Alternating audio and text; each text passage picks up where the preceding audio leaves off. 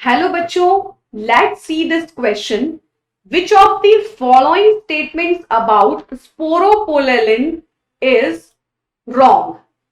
Exine is formed of sporopollen. Sporopollen is not degraded by any known enzyme. Sporopollen occurs in the area of germ pores only. Sporopollen is most resistant organic material. इस question के अंदर बच्चों हमसे क्या पूछा गया है? इस क्वेश्चन में आपसे डायरेक्टली पूछा गया है स्पोरोपोलेलिन के बारे में.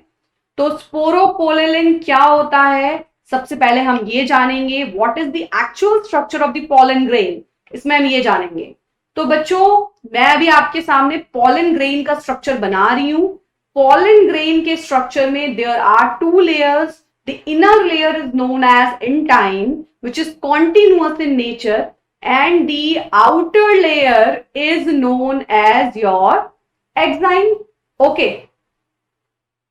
तो आउटर लेयर को हम क्या कह लेते हैं? आपकी एक्साइन बोल लेते हैं. चलिए, so this is the outer layer. This is known as your exine layer. Okay, this one is your intine layer बच्चों, and this is the structure of the pollen grain. Okay.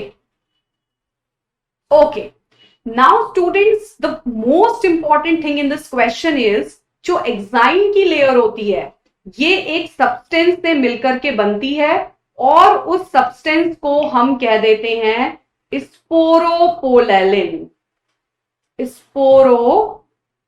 Polenin. Okay. And the intine layer is made up of pectocellulose. ये आपकी pectocellulose से मिलकर के बनती है. Now question has strictly focused on the sporopollen layer. यानी सिर्फ किसके बारे में बात हो रही है बच्चों? यहां पर एक्साइन वाली लेयर के बारे में बात हो रही है जो कि स्पोरोपोलेलिन से आपकी मिलके बनती है. अब ऑप्शन ए में गिवन है एक्साइन इज फॉर्म्ड ऑफ स्पोरोपोलेलिन. बिल्कुल सही दिख रखा है आपको, ठीक है. नेक्स्ट ऑप्शन बी में दे रखा है sporopollenin is not degraded by any known enzyme. भाई स्पोरोपोलेलिन बच्चों इतना हार्डेस्ट ऑर्गेनिक मटेरियल होता है, इसको कोई भी एंजाइम, कितना भी हाई टेम्परेचर, कोई भी एसिड, कोई भी एल्कली इसको डिग्रेड नहीं कर सकता है. So this is also a very correct answer. Now option C में दे रखा है sporopollen occurs in the area of germ pores only. बच्चों, pollen tube आपकी जर्मिनेट करती है from the pollen grain. intine layer से ये जर्मिनेट करती है और एक्साइन अगर कॉन्टिन्यूअस हो जाएगी बच्चों तो फिर pollen tube बाहर कैसे निकलेगा? तो एक्साइन लेयर के अंदर यहां पर आपके जर्म पोर्स होते हैं, ठीक है. They are known as your germ pores. इन जर्म पोर्स से जो पॉलन ट्यूब है आपका वो बाहर आता है, ठीक है. तो एक्साइन कभी भी कॉन्टिन्यूअस नहीं हो सकती है, वरना तो पॉलन ट्यूब बाहर ही नहीं आ पाएगा. तो ये जो जर्म पोर्स हैं इनके थ्रू पॉलन ट्यूब आपका बाहर आ जाता है through the germ pores. Okay. और ये जो जर्म पोर्स हैं आपके, इन जर्म पोर्स से पॉलन ट्यूब जर्मिनेट कर जाएगा.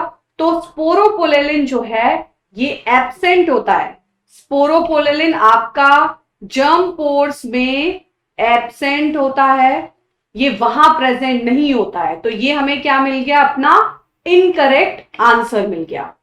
ऑप्शन डी में गिवन है sporopollenin is most resistant organic material. This is very correct answer. Because sporopollenin जो है आपका हार्डेस्ट नोन मटेरियल है, तभी ही पॉलन ग्रेन को हम क्या कर सकते हैं? फॉसिलाइज्ड भी कर सकते हैं बहुत सालों तक, ठीक है. बहुत सालों तक पॉलन ग्रेन आपका डिग्रेड हो जाता है, टूट जाता है, लेकिन स्पोरोपोलेलिन की वजह से जो एक्साइन लेयर है वो इंटेक्ट रह जाती है आपकी. Okay. So you have to find out the wrong statement. The wrong statement is option number C. So the final answer to this question is option number C. Thank you. Best of luck.